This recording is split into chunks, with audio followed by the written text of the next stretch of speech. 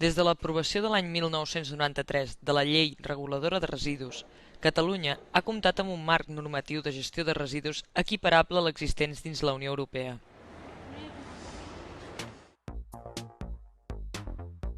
Hem introduït a les nostres vides el concepte de recollida selectiva i a hores d'ara són poques les cases que no compten amb diferents recollidors segons el residu. Però malgrat tot, encara estem acostumats a veure piles de brossa a les voreres procedents de comerços i empreses.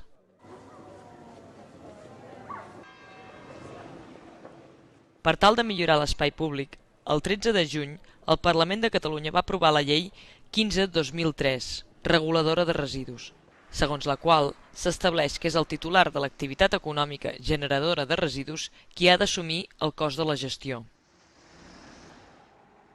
Aquesta llei està en vigor des de l'1 de gener de 2004 i obliga empresaris i comerciants a complir 4 especificacions.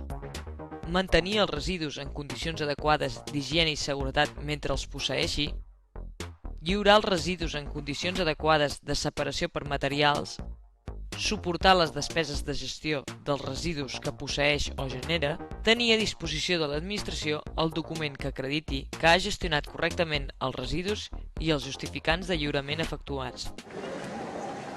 L'Ajuntament de Mataró va crear un servei de recollida i tractament de residus comercials, convertint-se així en la primera població de Catalunya en portar-ho a terme individualment.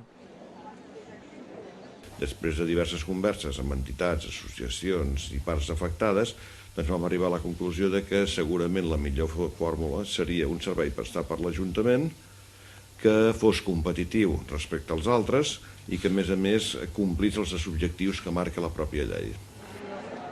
Bé, en principi, el sector comercial de Mataró, davant de la posada en marxa del nou servei de recollida, va reaccionar amb certa incredulitat sobre els beneficis que això pogués comportar. Es tractava d'una nova fórmula i un nou cost de servei que també representava una incògnita. Malgrat que des dels serveis tècnics i també des dels representants polítics de l'Ajuntament ens feien veure que no tenia per què resultar més car per tothom. Els comerciants o empresaris han de declarar el tipus de residus que generen. En funció d'aquest tipus de residus, el cost del tractament, el coeficient de superfície de comerços o empreses, la freqüència de recollida i l'amortització dels recollidors, es defineix la tarifa per cada activitat.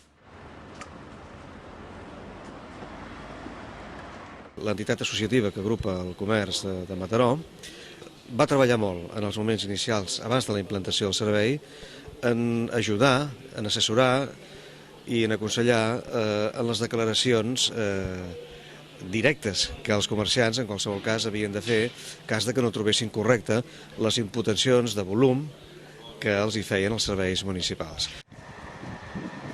Si el comerciant o empresari decideix adherir-se a aquest servei, haurà de dipositar els residus de la seva activitat de la manera i en els dies i hores que li hagi indicat l'Ajuntament. El servei s'encarrega de passar a recollir-los per reciclar-los. El calendari setmanal de la recollida de residus és, per a rebuig, una recollida diària, per a paper i cartró, 2 recollides setmanals, per a envasos i vidres, una recollida setmanal, per a fracció orgànica, 4 recollides a la setmana. En aquest cas, es diferencia el servei segons els quilograms estimats de residu generat.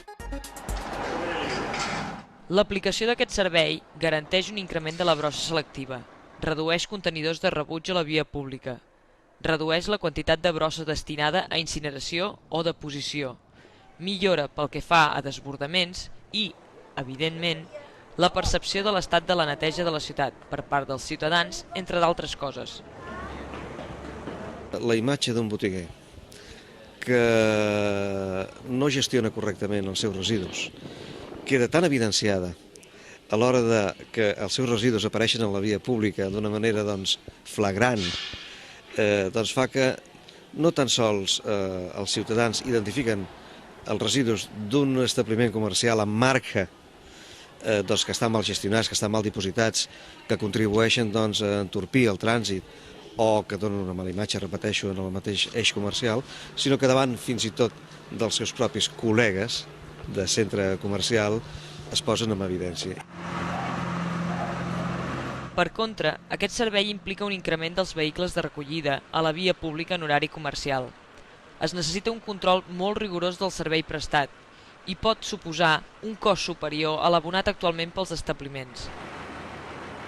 Els horaris d'aplicació, bé, perquè els preus poguessin ser el més competitius possibles, aprofitem mitjans dels que ja disposem. Els mateixos camions que fan la recollida comercial són els que fan la recollida domiciliària, en diferents horaris, de tal manera que quan comença la recollida domiciliària, la comercial ha d'haver acabat.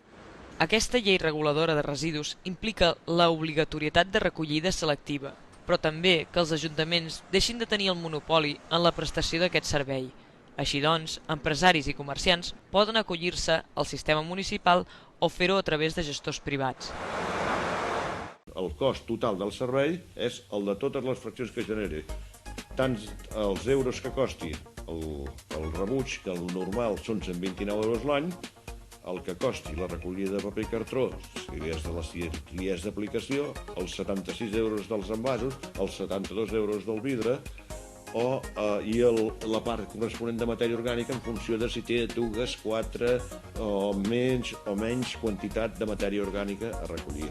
Així doncs, per exemple, un supermercat amb orgànica de 140 metres quadrats l'any 2004 pagava 345,45 euros. Ara, amb l'aplicació de la llei i a través del servei municipal, li costa 1.553,65 euros.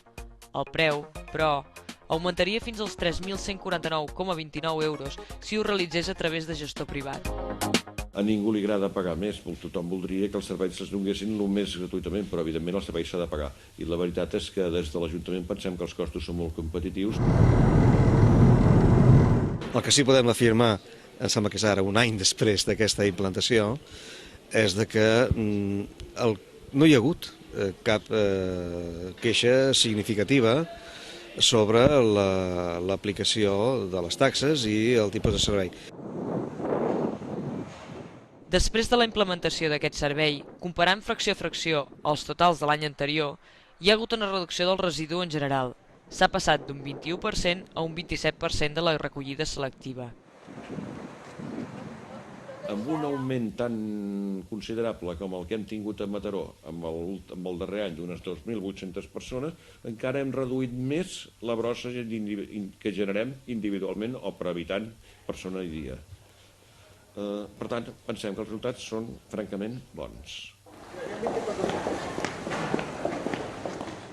El cas de la ciutat de Mataró és una proposta de tractament de recollida de residus comercials.